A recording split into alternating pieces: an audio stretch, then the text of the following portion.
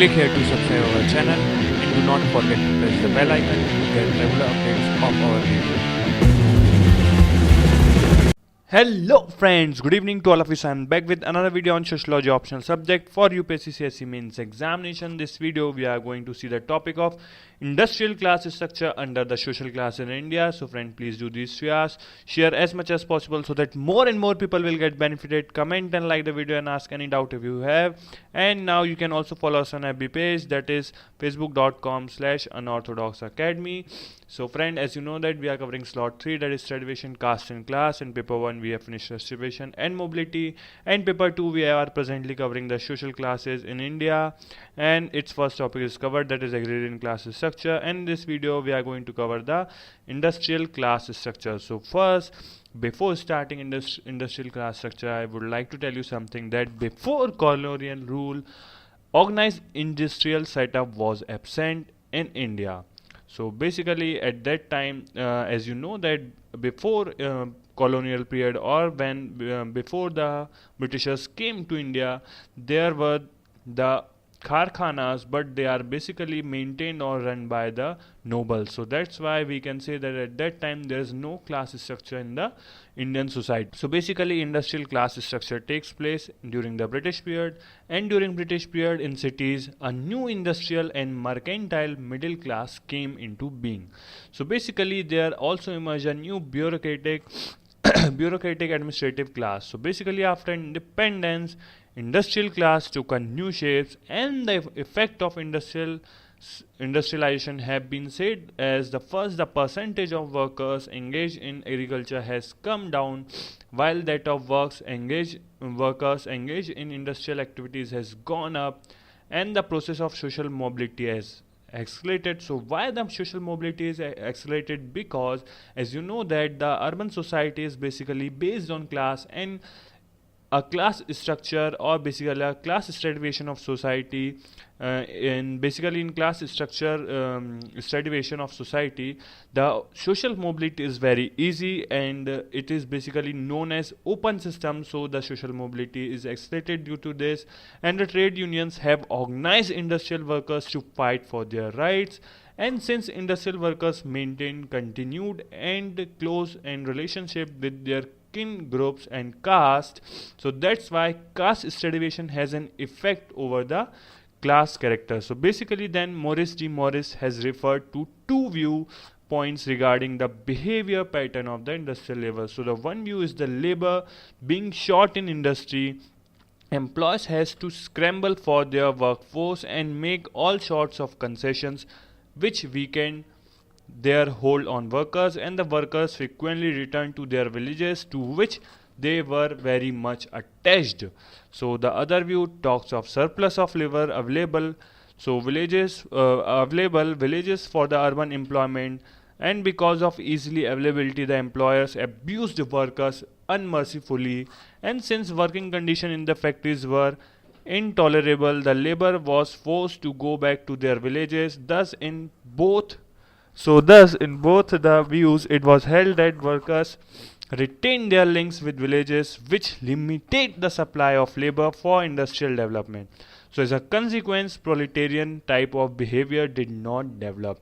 So basically it also resulted in high rates of absenteeism and labor turnover, and the slow growth of trade unions. So basically after the analyzing the working class, Holstrom has said that all workers do not share all interests, rather they share few interests only, and he has also said that it is necessary to draw a class line between the organized and the unorganized sector industrial workers.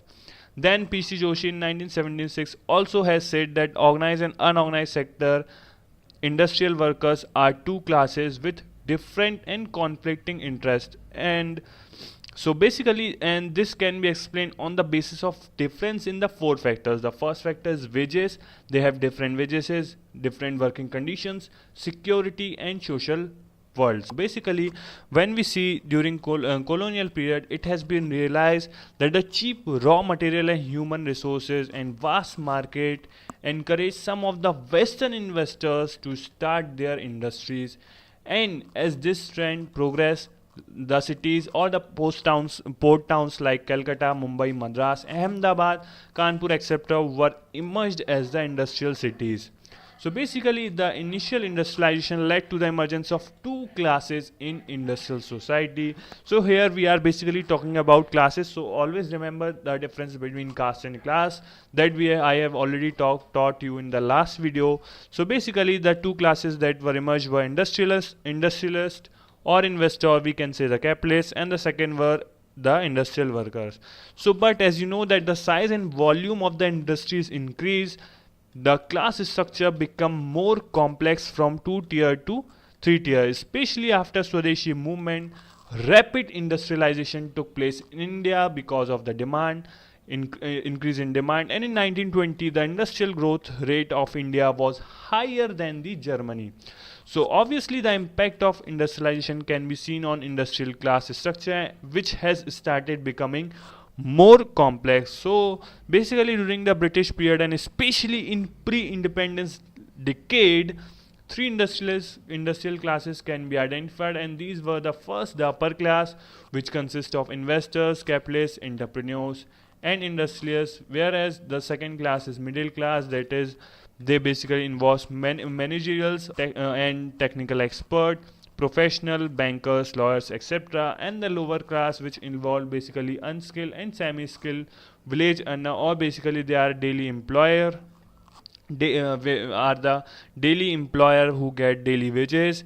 And after independence, especially now we basically if we divide the industrial class structure, it can also be divided into two parts: before independence and after independence. So before independence is the period of British rule as well as the pre-British rule. So basically, and after independence, so especially during second 5-year plan, a mixed economy, rapid industrialization took place in India along with the old industrial cities. Now new industrial towns were like Durgapur, Bhilai, Raipur, Ranchi, Raurkela, Bokaro, Vishakhapatnam, etc. emerged. So why they emerged? Because of the PSU initiative of the state. So the structure emerged in these cities were different than the old industrial cities. So in new industrial cities, the 4-tier class structure emerged. So the first is upper middle class. So you are thinking that where is the upper class? So basically in these new towns there is no upper class, because the investors here are the government or the state. So that's why there is no upper class, and the upper middle class were the MDs, CEOs, chief executive officers, managing directors, and general managers. And in the middle class has the engineers, departmental head, and technicians, if we can say. And the third is the middle lower class, semi-skilled workers like plumbers, electricians, laboratory assistants, clerks, etc. And then the lower class were the blue collars, unskilled workers. So after 1990s, as you know that there was initiative of LPG, that means liberalization, privatization, globalization. So as the Indian economy will now become the open, so the service sector observed boom, and the new industrial hubs emerged in India like Noida, Gurgaon, which is now become Gurugram, and Pune, Bangalore, Hyderabad, etc. So these cities were the beneficiaries of IT revolution or information and technology revolutions, which not only lead to the emergence of industrial class, but also it leads to the spread of great middle classes in India. So basically the industrial class structure in India do not have common characteristics. It is highly diverse and heterogeneous in terms of income, professions, and lifestyle, and etc. So but if we generalize the or if we say in the generalized term, the three Indian classes can be identified, and these were the first, the upper class. So now this is the generalized categorization. So basically these three classes were emerged. The first one is upper class. Basically these are those who do not work, rather they take the profit of their investment or their capital. Then middle class, who earn their livelihood through the white collar professions and usually control management and technology. And the third class is the lower class, and these were those whose livelihood depend upon their unskilled and semi-skilled profession, especially for others. So, but in every class there are many subclasses and further subclasses due to the variations in income, occupation and possession. So if we see that during the British time there were the two classes, that means industrialists and the industrial workers.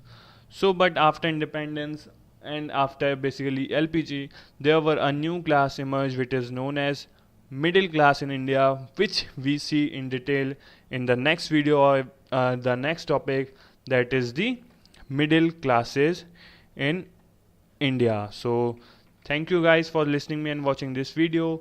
Thank you.